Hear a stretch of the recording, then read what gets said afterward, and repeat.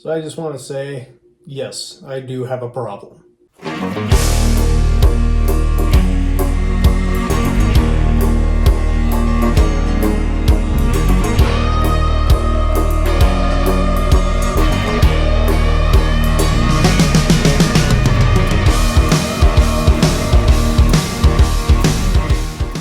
Welcome everybody. This is going to be my complete guide to mountaineering footwear. So I actually made a video a while back, I think a few years ago, where I talk a bit about the boots that I use and like for what objective I would use them for. Since then, I've tried a ton of mountaineering boots. I've worn through a couple, and then my collection, I guess you could call it, has expanded quite a bit. But in that, I talk all the way from like approach true trail runners all the way up to higher altitude expedition oriented boots. And since then, I also have kind of moved over from a brand of boots that I liked before to a new brand. So I also wanted to sort of say thoughts on that. This is an extremely extensive quiver of footwear. By no means does any normal person need all of these boots, but I've been mountain guiding now for 8-9-ish years, and doing all sorts of stuff: rock guiding, alpine ice, alpine rock, alpine or glaciers. Basically, I try to do it all, and so because of that, my footwear is kind of blown up with different options that I have and different things that I like over the years. So I'm going to give you guys a bit of an overview as to what I use these boots for, what I like about them, and kind of just sort of give you some ideas if you're looking at getting into alpine climbing about different boots you can use for your objectives. I also want to say this title is a little clickbaity because this isn't the ultimate guide to mountaineering footwear. You can have plenty of other different types of footwear in the mountains. I mean, if all you're doing is, if you want to snowshoe or walk on snow, you can get yourself a pair of muck boots like these, which are a lot cheaper than like 70% of the boots on this table right here. And they'll keep your feet like twice as warm, and you'll be able to snowshoe through anything. Also not going to talk too much about ski boots because, that's like a completely different video where I can lay out all the different ski boots and talk about which ones that I use in certain circumstances. So stay tuned for that video in the future. But this one is all about climbing footwear. I also have a cup of coffee. Yeah. Definitely need some coffee to get through this video. It's also my birthday, if anyone cares. Yeah, I'm another year older. I can't believe I lived this long. Okay, so I actually ran out of space on this table, but I have some other shoes right there at the end. And first thing I will talk about are climbing shoes. Actually, hang on, let me get one more. So this isn't all the climbing shoes I own. I can get a pretty good amount of use out of my climbing shoes. I get like close to a year out of some of these climbing shoes. Obviously the edges don't quite look good after a year or so, but part of that is I'm in the mountains a lot using other types of footwear, but even back when I was just a dirtbag year-round climber in like college and high school and whatever, I still managed to get about a year or so out of my shoes. This video is going to be long enough as it is. I'm already expecting this video to be like 45 minutes to an hour long. So basically climbing shoes are kind of their own video, and I'll make a video about them in the future. But just so that way I can kind of cover everything from technical rock all the way up to high altitude, I'm going to include a small section with these things. This is the La Sportiva Kubo. This is like my current aggressive shoe. It's a little bit soft for kind of my taste. I think maybe I would like maybe something a bit stiffer, but that's getting off track already. This is just an example of kind of like the very end of the spectrum, like bouldering, overhanging rock outside, right there. So this actually can fit into a mountain footwear category. I pretty much never bring this into the mountains with me. Most of the time I'm not really climbing hard 512 alpine routes though. If I try to climb like Solar Flare on the Hulk or something, probably going to use this shoe. Another cool option for shoes, especially in guiding realm, is something like a performance comfort shoe, you could say. So the TC Pro, also La Sportiva, really fits in well to this category because you can see it's actually curved up a little bit. It's slightly relaxed, but still actually holds your foot pretty well. These are size 41.5, and I wear like 42. So these aren't really that much downsized. These are my comfort TC Pros. Also, the nice part about them is the rand here. They have like twice the amount of rubber as on other shoes, like those Futoras. So these actually will last quite a bit longer. They also have a good amount of rubber around the rand right here, so they're meant for good crack climbing, which is good if you live in California like I do. Kind of all day comfort with these with performance. And so that's the nice part. So if I'm out there climbing many different rock routes, but also guiding more on the higher end of the guiding scale, kind of like mid 10s to low 11s. Not like I guide low 11s that much, but this would be a great shoe to use depending on the climb. It's also not that bad at slab climbing, which is great. Here I also have two examples of completely beginner shoes. These are like in that beginner range. This is a Scarpa something Origin, and this is a TC Pro, or sorry, a La Sportiva Tarantulace. Both of these shoes are actually sized for me to wear socks with them. So this is sized at, this is sized at 41. This one I think is even bigger. Whoa, 43.5. So this is actually kind of astoundingly huge. I must have gotten a really good deal. I did not spend a lot of money on these shoes. Spent more money on these, a lot less on these. And these are for easy guiding objectives, maybe in the Alpine where I still need climbing shoes. So like kind of in that 5'8", 5'9" realm. It's too much for me to climb in approach shoes, but I really don't want real climbing shoes. So I went and I got 2 pairs of these beginner level shoes. They're completely flat. You know, the rubber quality isn't that great. And they were really cheap, but they're great for if I need climbing shoes, but I really don't want to, I don't need to actually climb. So there we go. There's 4 examples of rock climbing shoes. It's not all the shoes I own, but it is a little bit about each one. There are a few I have my eye on, obviously, but they kind of cover the gambit. And as an alpine climber, if you're not as comfortable on rock to climb in your boots, having a pair of really cheap, you know, beginner level shoes would be a great addition to your quiver. Most of the time, when I'm climbing rock in the alpine realm, if it's like 5, 7 and below, I can do it in my approach shoes. If it's harder than that, and I've climbed it before, so I know the moves, then I can push it up to even 10A. If I'm in shape, I can climb that in approach shoes. Of course, I'm not really in as good a shape anymore as I used to be. It makes me sad. I'm in these shoes a lot. I do a lot of climbing in these boots, and these ones are more like ice climbing. Moving up from there, I have an example of my approach shoe. And I just want to say I have my insole right here. This is a new one that I just got from REI. It's a super feet. Mine is size D. Kind of works for my foot well. And, you know, these things aren't super expensive. And they kind of fit into every single one of the pairs of footwear I have here. I kind of learned this one the hard way. If you're probably going to want some sort of support footbed to put in your shoe, especially when you're carrying a heavy pack or walking tons of miles, because it can help save your knees and stuff like that. Actually, before I get into approach shoes, let's talk about the shoes I happen to be wearing right now.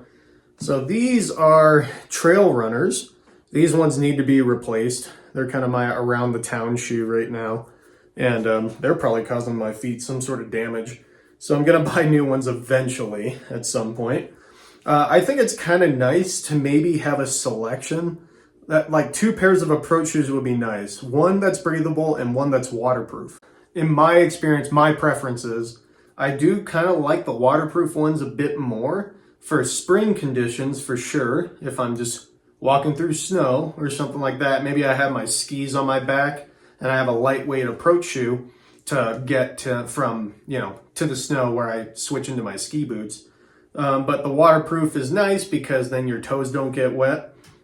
And then the breathable one, this one happens to be breathable. This is the La Sportiva Wildcat. They're still making these, even though these are actually like quite a few years old, as you can probably tell. Breathable shoes are nice for those really hot days or when your feet are going to get wet no matter what. So if we're doing creek crossings or something like that, because they dry a lot faster. I do find they let a lot more dirt in, so when I'm in a desert environment where it kind of makes sense to have a breathable pair, I kind of use waterproof a bit more, but that is kind of personal preference, and it does depend a little bit on the terrain that you're walking on. But it is kind of nice to have one waterproof and one breathable pair. Compared to a lot of the other footwear on here, they are cheaper, quite a bit cheaper. You got to go to a store because they make a million of these and they all have different foot types. So if you see a person in the store, maybe you could work with one of the employees there to find a good shoe that fits your foot well. I've also done it where I have brought these shoes in on a mountaineering trip, really long approaches, and then I have my normal boots in my backpack, again, to help save my feet. However, I personally don't do that as much as other people tend to do. So this is the Scarpa Crux. I think it's a great approach shoe. I've actually been through about 5 of these in my life because they're good. I wore through a few pairs of them and then I switched to other brands to try out those. And I just recently came back to it now. This is my first pair in a good couple of approach shoes. But really, I like the way it fits my foot because it has a really good last rate here.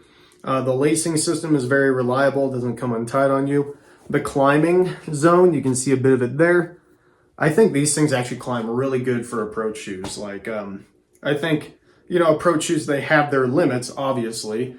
But as far as these go, I can climb. I have climbed 10B in these shoes before on the right kind of climbing, and it worked out great. So I think they're really good. They're really well designed. I actually climbed a snowy alpine ridgeline in these shoes at one point, and I did just fine. My feet were not wet at all, and there was a lot of snow. I was kicking snow off of a ledge in these boots on a summer alpine rock climb, and I stayed on the mountain. All this is to say, I'm telling you the brands and why I like the shoes, but again, it's more important to find shoes that work for you. So if you're more of a low alpine guy, or if you're more of a Salewa boot, or Saleva, I guess, then go with those brands. I just happen to find that really Scarpa is kind of my new brand here,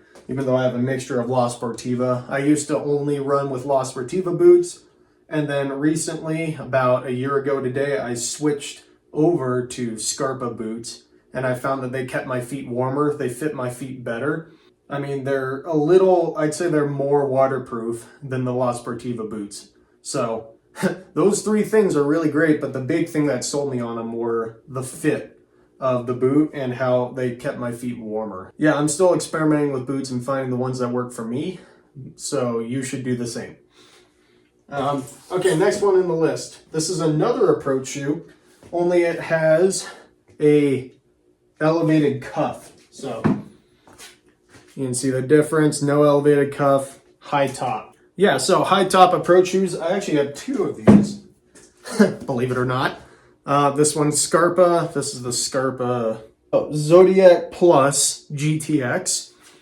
And this is the La Sportiva TX4. And I don't think that one... Oh, it says GTX. So GTX generally stands for Gore-Tex. And these were the shoes that I had before these shoes. You can see how they're a bit more dirty. These ones don't show the dirt as bad.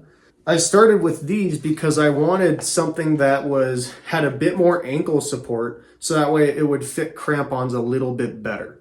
So now we're getting into crampons. Would I put crampons on these approach shoes? Yeah, maybe. I mean, anything's possible, but generally if I need to start wearing approach shoes with crampons, I'll switch to a high top version like this or that. And generally my crampon choice will involve like a full strap crampon or one of those Petzl string crampons. Something like that, not like a really full-on waterized crampon, but this isn't a full-on waterized boot. This is a completely flexible approach shoe. And so that would be if I'm just crossing a tiny little glacier to get to my climb, or maybe a little bit of firm-ish snow climbing, then I could still use this. But most of the time I'm either on dirt or rock. And that's the idea with it. The ankle support is also nice and kind of just holding my foot into the shoe, so less moving around. Right around the time I switched from Scarpa to La Sportiva, I was noticing I was having some problems with the rand. And I don't know if this is something they just changed, but I was getting a bit more rubbing right here in what boot fitters will call the sixth toe area. And I was using these shoes for kind of a lot of walking, like those mountains where you have to walk really far and you don't climb that much. I switched to the Zodiac Plus GTX. This one's kind of marketed as an approach shoe. It's kind of marketed as a hiking boot. From what I could tell, this rubber here is still climbing rubber. It's a Vibram sole, so you could still climb in this. Maybe if one of you guys have done more research on it than me and kind of like figured it out fully, you can leave a comment. But from what I could tell, this is like, you can use this to climb with pretty decently and it'll climb pretty well. And also now the last part isn't an issue for me. I don't feel pinching in the sixth toe area because it's a wider last. It's still waterproof. I do like the 3 rivets right here, whereas the TX4 only has the 1, but that is kind of personal preference. And so basically, yeah, I just have 2 of these high top approach shoes. I'd say this is a bit more beefy. So maybe if I'm doing more hiking and then like some more scrambly type climb, this would be good. Or if I was in more snowy conditions, and then I could keep this one around for more climbing related goal objectives. So like the South Ridge of Lone Pine, which is like 5'3" or something. So that's like an approach shoe climb. I can still put a crampon on this, but I got that sticky rubber right here. So that allows me to climb more and you're not walking that far.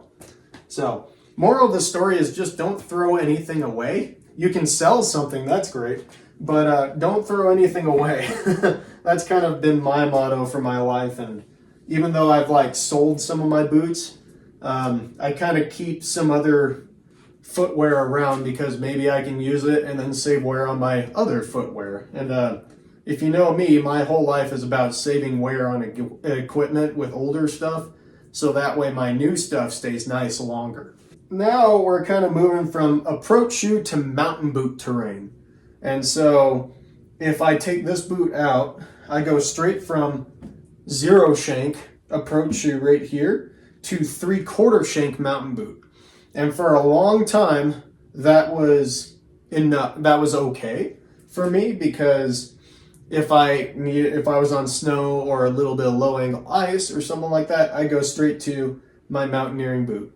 But around later season, when a bunch of snow is gone, and then you still have like a really firm glacier that you got to walk up, I may take that 3/4 shank, and it could be a little bit overkill for the climb.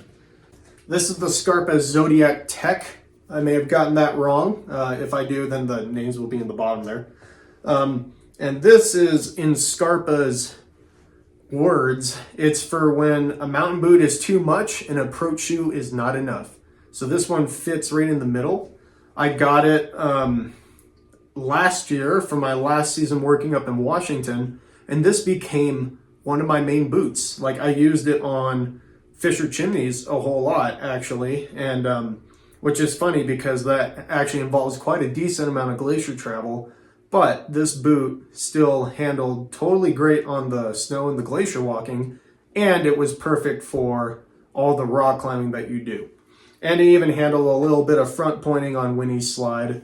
I think this would be a great boot for folks that are in the Sierra or in Washington, Grand Teton area.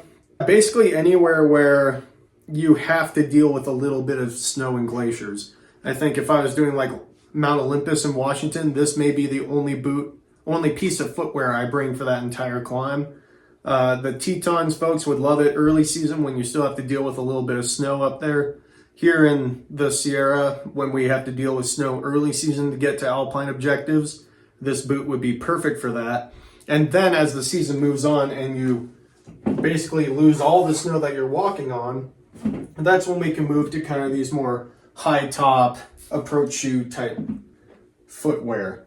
So this is still great for when there's a bunch of snow. You'll notice that there is a lip right here, or a back bail. So that way you can clip on a semi-automatic crampon. And I'm going to have a different video that is the complete blowout on mountain crampons as well. So stay tuned for that if the crampon names aren't quite making sense. But I could put a full strap-on crampon on this. I could put a semi-auto crampon here, which I do that a lot. It does have a shank to it. So it's a 3/4 shank, goes up about here. But the boot itself, just the insulation and the profile is a lot more slimmed down than, say, a more full-on mountain boot. Like this, for example. This one's more full-on full winter. You can see profile and the last of them. This just has more meat on it. It's still a 3-season boot. The whole separation of 3-season and 4-season is that winter ice climbing element. So this is a great summertime mountaineering boot. People in the Alps probably love this one as well. And so I use that a lot because it bridges the gap between a full 3/4 shank and a more approach type shoe. 3/4 shanks, I have 2 examples here. One that I don't like and then one that I do like. So let's start with the one I don't like. This is a La Sportiva Trango Cube. These actually aren't that old, even though they look pretty bad. So I got these 3 seasons ago. That was after my last pair of 3/4 shanks wore out, and they were La Sportiva. I actually really liked them. And so I bought a new pair of La Sportivas to replace them. And then these ones were just kind of a remake of the old ones. They offered them in synthetic and leather. And what I learned later on is you want to buy the leather one because the synthetic ones blow out on you. Look at that. Yeah, I don't think that's too waterproof anymore.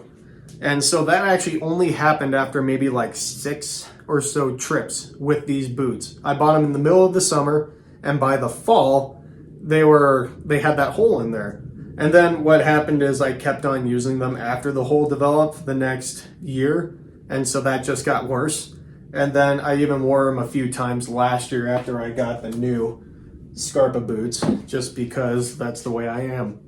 One thing I kind of like about these though is they are really flexy for a 3/4 shank.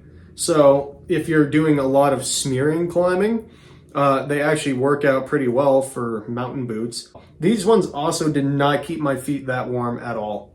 So there's kind of a theme with that with some of these boots. But yeah, just something about them really didn't keep my feet warm. I had a lot of cold toes in the morning with these, and I used a lot of foot warmers with these boots and other Sportiva boots that I have had in the past. Well, that one was kind of annoying. Other people don't have that as much foot issues as I do, but my feet tend to be more sensitive, and I was cold all the time in these. They did keep my feet dry. They are made with Gore-Tex right there, so I can't complain about having wet feet unless water got in through the top there. The lacing system was super good. And then the rubber, you can see these ones have been climbed on at quite a decent amount. Right there, you see the little lip. I don't have a new pair to like kind of show you what the lip looks like when it's new, but you can definitely see there's still a decent amount of rubber there, despite how many miles I put on these boots. So they last a decent amount.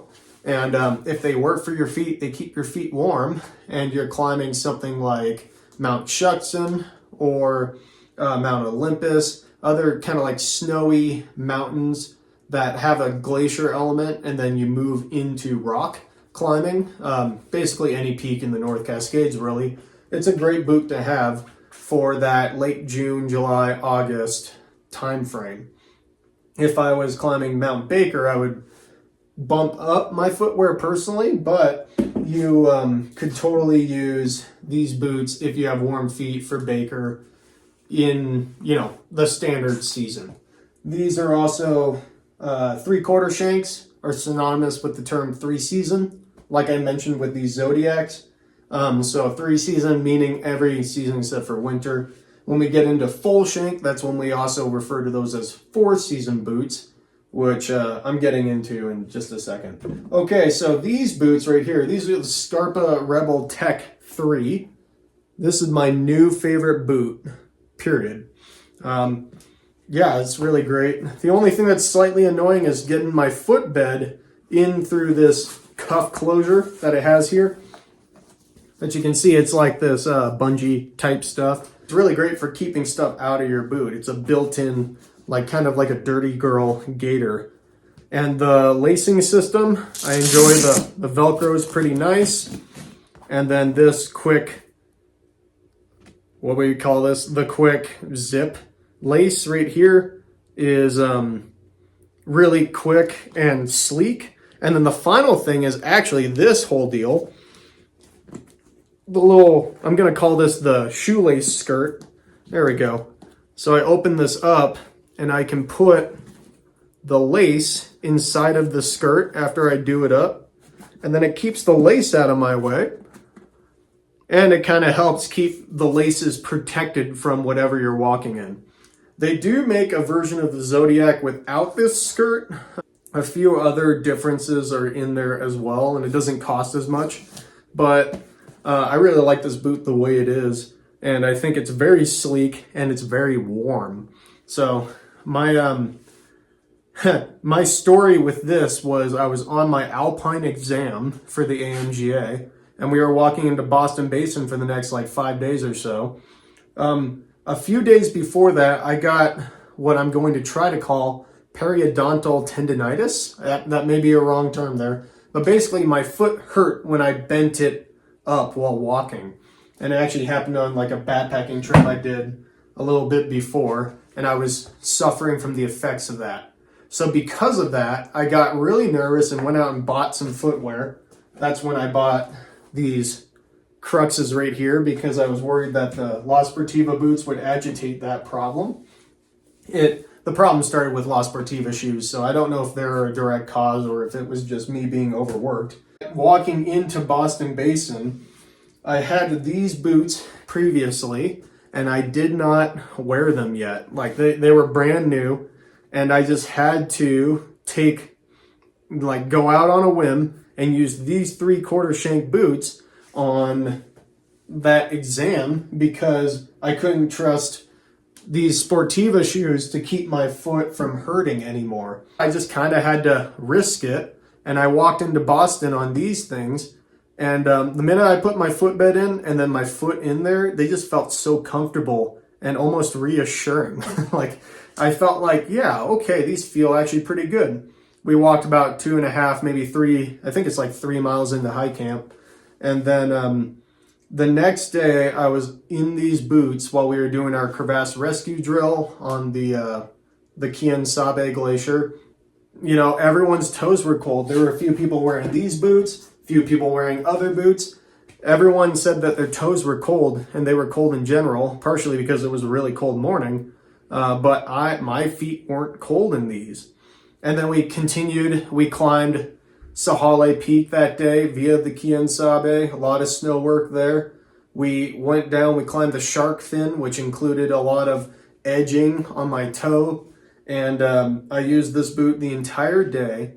Yeah, after that experience, late fall, very late fall with these boots in the weather that we had, I am totally sold. These ones are, like I said before, 3/4 shank, so you got the clip in the back, but you have to use the strap in the front. Yeah, really good boots. They're also these are also a lot more stiff than the La Sportiva counterparts here, so you can see the bend Whereas this one, it's quite a bit harder for me to bend it forward. It's still just a 3/4 shank boot, but for those of you who like stiffer boots, this is a great option. And it also makes any form of ice climbing, easy or otherwise, a lot easier in this boot because of the stiffness. So this Sportiva boot is a bit better for rock climbing, whereas this one's a bit better for high alpine ice sort of deal.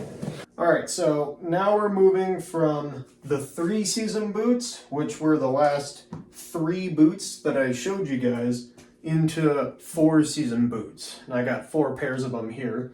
The big difference between them, besides the names, is now we're moving from kind of that spring, summer, fall world to all of the seasons, including winter. And so big differences between 4-season boots and 3-season boots. I mentioned this already, how this boot doesn't have a toe welt, so you have to use a specific type of, you're limited to just 2 styles of crampons with those boots. Whereas 4-season boots, easy tell that's 4-season is it'll have a toe welt just like this, as well as a heel welt. If they have a toe welt, it's going to come with a heel welt. And the whole reason for that is so that way you can fit a full automatic crampon on these boots. And again, I will have the crampon video coming out shortly, so if you don't understand what that means, just stay tuned for it. And then I have 4 versions of these.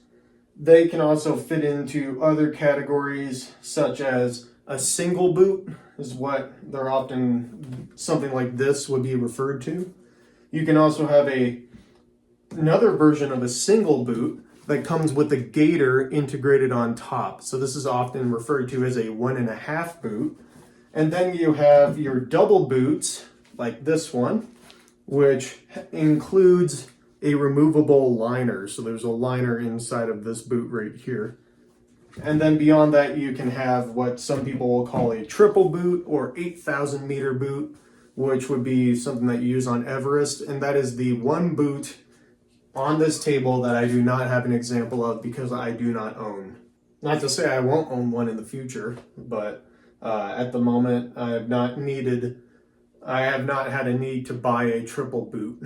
In the future I will, but I will talk about those when we get to the end of the line. So going back to single boots now, this is my main example of kind of a traditional lace boot. This is actually the La Sportiva Trango Tower Extreme, possibly. I just looked on their website. I'm not sure if they're making these anymore, which is kind of sad, but I also kind of understand why. They're maybe falling a little bit out of vogue. And what this is what I would call a lightweight full shank boot.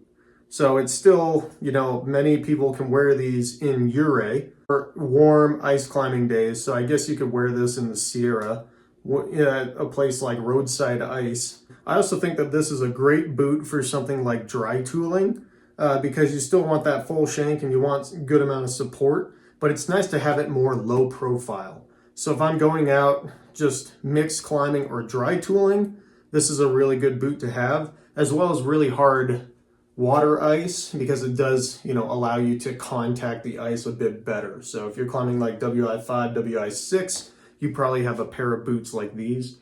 These ones kind of serve a very specific purpose in my quiver, aside from stuff like warm ice climbing or dry tooling, which I'd never really go out and do. But I kind of got these as summer alpine boots where I want that full shank. And an example of this, like the big one in my mind, is the North Face of Mount Shuckson, which requires a lot of steep snow and at times easy ice climbing. And so it's nice to have a bit more support for that. You can climb rock with these things, but it's just not as easy as in a more flexy boot, kind of like this would be the one step below. And the full shank is because the shank goes from the heel to the toe, so there's absolutely no flex when I try to edge with this. And so smearing is kind of off the table, but actually edging is really nice. You can see this is one of the lesser used boots I have, so the rubber is still really good shape, and you can edge on any sort of rock. This is climbing rubber. You can even see their whole climbing zone right there. Yeah, I actually ended up using these a lot for more technical alpine missions 2 seasons ago when we had the wettest spring in like 30 or 50 years in Washington. And since it was the wettest spring, we had terrible weather and we were like hiking into Boston, and I was doing like a ton of more technical alpine climbs on boots like these, where I would normally use a boot like this or the Scarpa one. And that was because of the amount of snow for one and the weather. It just kind of lent itself more to a more waterproof, heavier insulated, better support on snow sort of boot. And we were doing a ton of snow climbing where normally we do more like rock scrambling type stuff. So this was actually a really great boot for that purpose.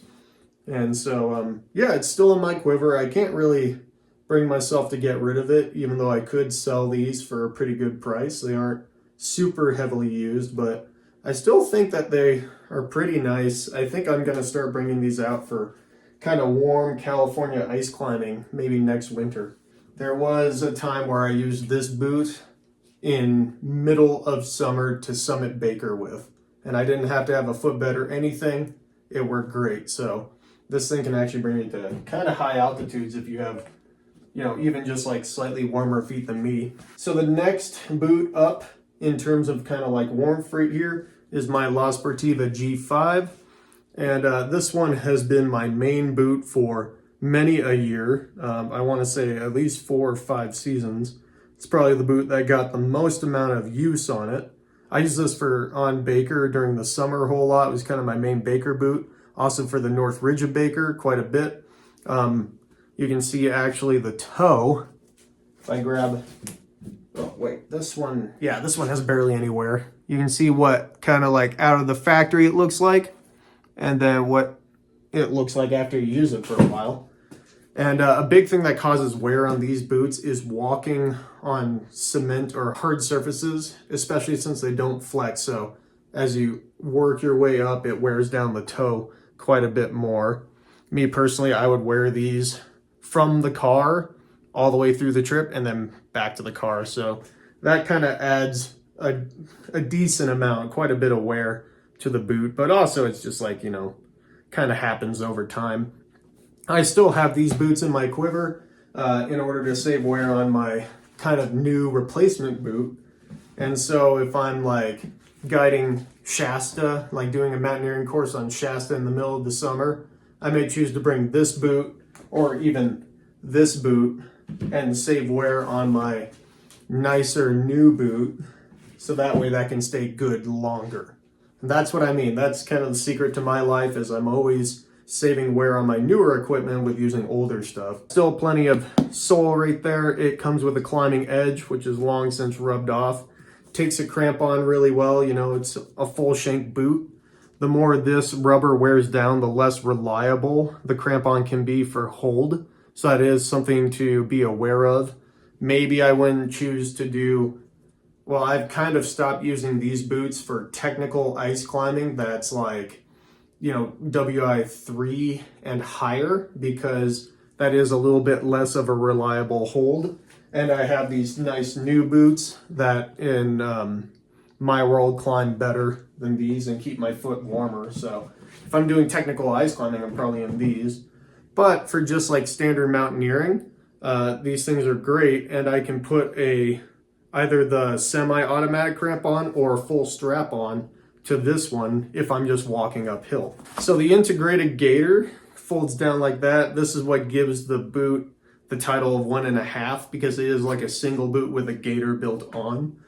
And the lacing system is a classic, or a lot more popular nowadays. This is the BOA system. So I have this knob, I can click it, and then I can tighten down the entire forefoot around my foot. And you can even adjust it tighter if you're gonna go like climb a hard pitch with them, or you can keep it more loose if you're just walking uphill. You also have this little Velcro thing in order to hold your you know, your ankle in there. Pretty good boot. This definitely served me as my full-on mountaineering boot if I'm just on glaciers for the entire climb. Not something I would use for lower peaks in the Cascades during summer because it's a bit overkill and it doesn't lend itself to rock climbing as well.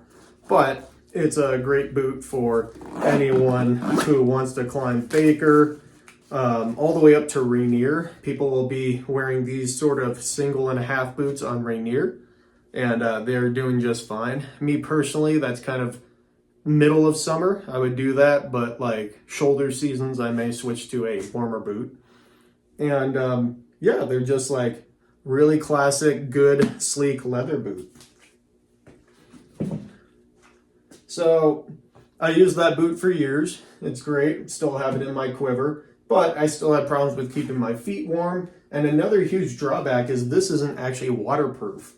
The newer version, I think it's called the G5 Evo, is waterproof, as well as this G2 SM. I have the old version of that one as well. The G2 SM Evo, whatever that one is also waterproof. The funny thing is the Batura, which came before these boots, were waterproof also. So I have this whole theory that Sportiva, every other iteration of boots, is not waterproof for whatever reason. So waterproof, not waterproof, next one waterproof. Maybe people complain and they try to, like, you know, there's always going to be people that complain about how it's not waterproof and then people that complain about it being waterproof. So maybe they're just trying to make everyone happy. But it seems like every other iteration, they take that part out. So I've definitely been on top of mountains and I've had my feet soaked out from, you know, just getting through the fabric, you know, Cascade, slushy snow. My feet have definitely gotten soaked. My feet have gotten soaked in these also, just because, you know, higher altitudes, especially this one, you have snow. So you don't really need that waterproof Gore-Tex. But if you're in the Pacific Northwest or anywhere in the lower 48, especially in a maritime climate, you kind of want that waterproof so that way your feet don't get wet. And so I've definitely had issues where I get back to the tent after summit day and I pull off my socks and they're like totally wet. Yeah, bring an extra pair of socks. I did a 6-day mountaineering course with this boot, a winter mountaineering course, and me and another guide both had this boot, and both of our feet were soaked throughout the trip. The only difference is he had 3 pairs of socks and I brought 1. So that was kind of my dumb move. But yeah, my feet were kind of wet for the entire 6 days. So yeah, if you're in the Pacific Northwest, you do want some sort of boot with waterproofing. All these boots, ironically, are waterproof except for these two. And that brings me to this one. So this is my Scarpa Phantom Tech. I already kind of talked about this in my H-Dry glove video, but it's made with H-Dry, whereas a lot of these other boots are made with Gore-Tex, like this one's Gore-Tex, even this Scarpa boot is Gore-Tex. These two boots are made with H-Dry, which is a really cool company. They've really found ways on how to improve that waterproof lining inside the boot. Whereas like in a more Gore-Tex boot, it's kind of like a membrane that's stuck in underneath the surface fabric. H-Dry has found ways to attach their waterproofing membrane to the fabric itself. So you don't really get the separation or slippage. It's a lot more obvious in something like gloves than with footwear. But it's a very interesting thing they set up, or a very interesting fabric they've developed. This boot is actually lighter than this one, just by a little bit, and it keeps my feet warmer, which is kind of crazy. It's a little bit lower profile, not by, well, actually by a decent amount, actually, but it still keeps my foot warmer. And the only drawback is really it's like maybe $90 to $100 more expensive. And Scarpa boots in general, they make boots that are all, Scarpa boots in general are a bit more expensive than La Sportiva boots, but in my world, it's worth the price just because they're a little bit better materials and they seem to work for my feet better. So it's more important to spend money on stuff that keeps my body going longer rather than go with the cheap stuff and have to deal with replacing my knees later on. They have just your standard traditional lace system. Right here, 2 laces, and yeah, your standard tongue. It's actually, they kept things at the basic level. They don't focus on boa or a lot of Velcro stuff. They've just kept doing what they, the standard stuff. And instead of focusing on all the user interface, they're focused more on the fabric part of the boot. There needs to be a separate video where I talk specifically about Scarpa and Sportiva and why I've switched over. But yeah, a lot of good things are coming out of this boot right here. I even did a 5-day mountaineering course. I did 2 actually, like a few days apart. I did the first one in this boot and the second one in this boot. And my foot was wet like 2 or 3 times on that first 5-day course with this one.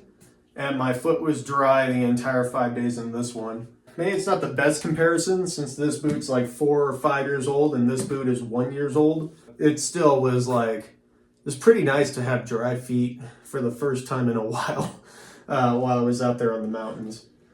So yeah, essentially parallel boots, just different companies and a few differences in the materials and the construction.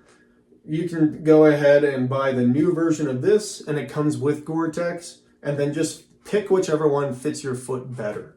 I'd say that that's kind of where we're at. This one for sure fits my foot a little bit better than this one. It is a little more snug and the heel hold is a lot tighter, which is actually a good thing for ice climbing because we don't want our heels to lift up. And so I get a bit more heel movement in this boot. And this one, my heel holds better and it kind of supports my forefoot a bit nicer too. So yeah, that's kind of become my technical boot if I need technical boot of that caliber. And this one's become my more walking boot. Final boot on this table. This is the La Sportiva G2 SM. I'm actually working on kind of replacing these because these boots are getting old in their own right. Same deal, kind of like that 1.5 boot, but with that built-in liner, which looks just like that. Some people will also refer to these boots as 6,000 meter boots. So if you're on like a 6,000 meter peak, you would wear a 6,000 meter boot. And that's why they would call the next boot, like a triple boot, would be an 8,000 meter boot because that would be used on 8,000 meter peaks. Now that's not exactly true because people will switch things around. Like people can wear these boots into crazy altitudes and other people will use the 8,000 meter peaks on smaller mountains but quite a bit colder. So it's really all about temperature rating.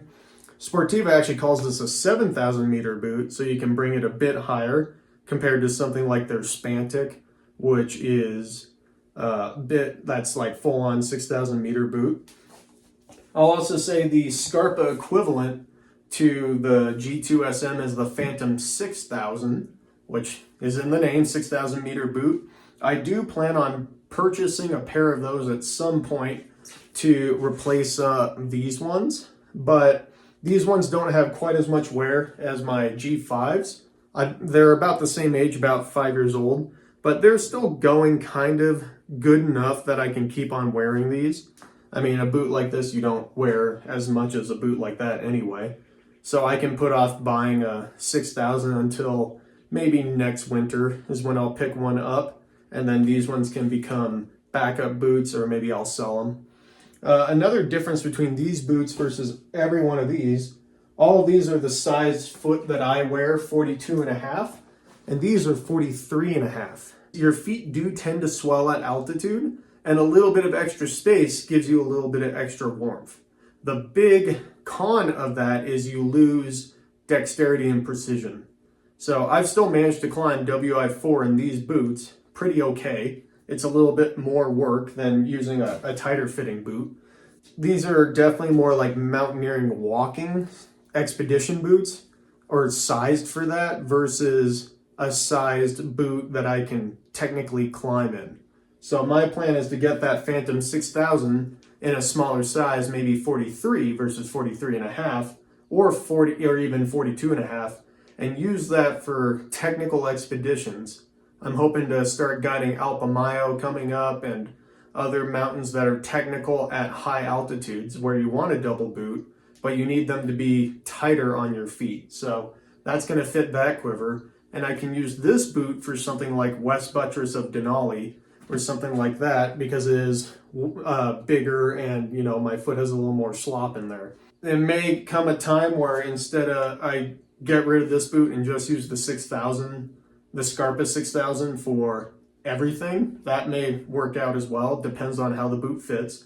But for now, that's kind of the system I'm going with. And it wasn't planned out from the start. That's just what my footwear system has morphed into. So there's a little bit of plans for footwear change in the future. That's a little bit about where it fits in my gear selection. But going back to this boot, the gaiter itself is quite a bit more burly. The system is all BOA. So right here, this controls the top cuff. And then I have the one that controls the lower foot. And the liner that goes inside, I have the other one right here. So a big difference with a lot of double boots, and you can see this if you look at the Spantic compared to this G2SM, is the liner it can vary a lot. And another version of double boots that I don't have on the table here they used to be used a lot and now they kind of don't get used so much is plastic boots. So Koflock makes a plastic boot. Scarpa actually still has a plastic boot. All of those are the same sort of outward design, but they have an inner removable liner. They do not come with an integrated gaiter, so you could say they're a bit colder than like this boot. But the nice part about that is they do fit well with an overboot, which is another video topic. I have a lot of different video topics coming out. So that, I don't have a version of that on this table because they are really heavy and they're kind of antiquated. They may still have their use here and there, but you don't really see too many private users with plastic boots anymore. That's more of a rental fleet sort of boot. One thing that adds weight to these boots, but also can add some usability, is the liner. So the liner for the Spantic, for an example, actually has a sole to it. So you can, when you're in camp, you can take the whole liner out of the outer boot and walk around camp with the liner. And that's actually kind of nice. It's almost like a built-in camp shoe. And those plastic boots have it. I think Olympus Monzas still have a sole to the liner for walking around camp. You get like a little camp separate pair of camp footwear in your boot. The only issue is that adds weight. And so a lot of these more lightweight, high altitude boots have become lightweight because they don't provide a sole to the liner. So you can see this liner is pretty, I guess we could say flimsy. And because of that, I do not wear this outside of the boot around camp because I'm just going to wear it out faster. They do sell replacement liners because that's kind of a thing. Like you will wear out your liner before you wear out the outside of the boot. So I can buy a pair of liners for like $50 or something, maybe more, maybe like $100, versus another pair of $800 boots, which is really nice. And then also they have little tabs here, and that's for, you know, putting it on or taking it out of the boot, but you can also hang it up in your tent to air out while you're sleeping for the night. On winter trips, I will often have my outer boot inside the tent with me, but I put my liners inside of my sleeping bag. And colder sleeping bags have more space in order for you to stuff a bunch of stuff in there with you. So that way I can dry these out and keep them warm. And when I put them on the next morning, it's just a little bit less painful to get out of the sleeping bag. All right, so really the final boot that's not on this table, that would be the final step past this, is that 8,000 meter boot. Examples of that would be the Olympus Mons or the Scarpa 8,000 boot, which, you know, this one's kind of like the grandson. You have the Scarpa 6,000 as the father, and then the granddad is that 8,000 meter boot. Yeah, so obviously those 8,000 meter boots are kind of in the name. They're used on 8,000 meter peaks. Everest, Lhotse, Kanchenjunga, you know, all 14 of those. But more people are using them on lower peaks too that are also really cold. So it's not uncommon to find an 8,000 meter boot on Denali used there. You use them in Mount Vincent in Antarctica, where that gets pretty cold there. People will use them on Ama de Blanc too, which isn't a full-on 8,000 meter peak, but it's pretty high. It's like 6 or 7, I forget now. Just because it's in the name doesn't mean that you're not going to use it lower down than 8,000 meters. But it's a very specialty piece of gear, and the reason why I don't own a pair is because I haven't guided anything that needs them so far. I do hope to do that one day in the future, but for now, I don't have a reason to buy 8,000 meter boots, so I don't need to own a pair. And then other things that kind of like I know people will ask me about is stuff like their Nepal Cube. So La Sportiva makes just your standard single lace boot, like a Nepal Cube.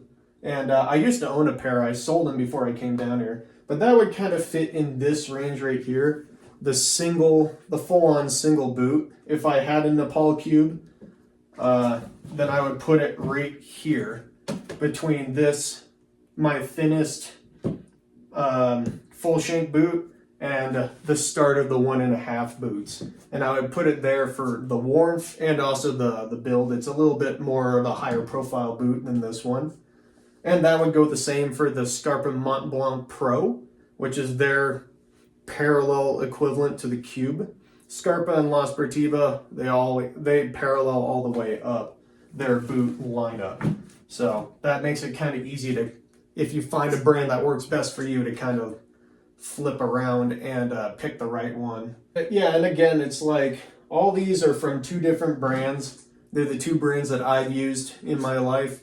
There are plenty of other ones out there, so go to a good mountaineering store that actually has a real selection of boots. Places like REI just don't cut it because they only carry 3 or 4 pairs of mountaineering boots. And if you have to try on a boot like this to find the size, then you're pretty much hosed. So you got to go to a real specialty mountaineering shop that owns a number of these boots for people to try on. And a good place to go is actually guide services that own a store. So something like Whitaker Mountaineering in Washington, they have 8,000 meter boots, they have 6,000, and they have different brands. So that way people can try on and buy the one that works for them. And generally those are for their clients that are going to those mountains, but they'll let just any random guy come in and buy a pair of boots too. Any sort of guide service that has a shop that guides at high altitudes will be a great place to go and find boots. Other places in Seattle are like Feathered Friends, the store. They have a great selection of anything really. They also sell some really great sleeping bags that'll take you to the top of the world. I'm giving you all the Washington ones. I have not found a store down here in California yet that has stuff like that. Yeah, they can be kind of hard to find, but if you can also get a store to special order you a pair of boots that you're pretty sure are in the right size, and try them on that way, pretty much risk-free, because you can always kind of tell them to get a different boot, but that the stores do get kind of pissed if you don't buy them right after you try them on. Yeah, so hopefully that kind of helps show you or talk a little bit about not only the specific boots I own, but also just boots in general and kind of helping you decide what you're going to get. If I was going ice climbing in the ice park, I'm going to look at something like starting with a single boot that's laced or a 1.5 boot.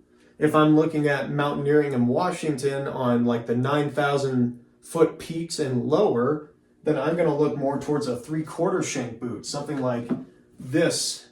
Or even if it's height of summer, looking for something like this boot. And if I'm just looking at scrambling and trekking, I'm probably going to go for more of an approach shoe that's kind of like a boot, or an approach shoe altogether. So, and then there's the folks that want to do multiple things, right? So like a good lower 48 setup to have in your footwear if you're going to be rock climbing and ice climbing in the alpine, as well as like mountaineering. I would have an approach shoe of some sort. I would have a 3/4 shank of some sort, and then I would have a full shank. So if I pull out 3 boots, Phantom Tech, Rebel Tech, Zodiac Tech, they're all nice and color coordinated, which is good. But I have my 3/4 shank for technical mountains about 9,000 feet and below. I have my 3/4 shank that's more burly for a little bit of ice climbing and colder mountains and maybe more glacier and snow travel. And then I have my full shank 1.5 boot here for technical ice climbing and mountaineering and volcanoes. I guess you could add in just a normal around the town shoe or for scrambling, approaching to the point where you put on these boots. But just kind of like 4 pairs of footwear are all you need in order to really climb anything you want in the lower 48. That setup right there will work for anywhere in the lower 48. And you have your more specialty stuff. If you have cold toes, you can get one of these, but that's really all you need in order to be successful. And then you have whatever rock climbing shoes if you want to do rock climbing, but that's it. And then if you're more specialized, you don't even need that much. So that's really the end all message right there. But I wanted to kind of talk about the boots that I've used throughout my life to help inform your guys' decision. All right, well, thank you guys for sticking with this really long video. I know it's for sure going to be really long, but I feel like it was worth mentioning everything that I talked about in this video.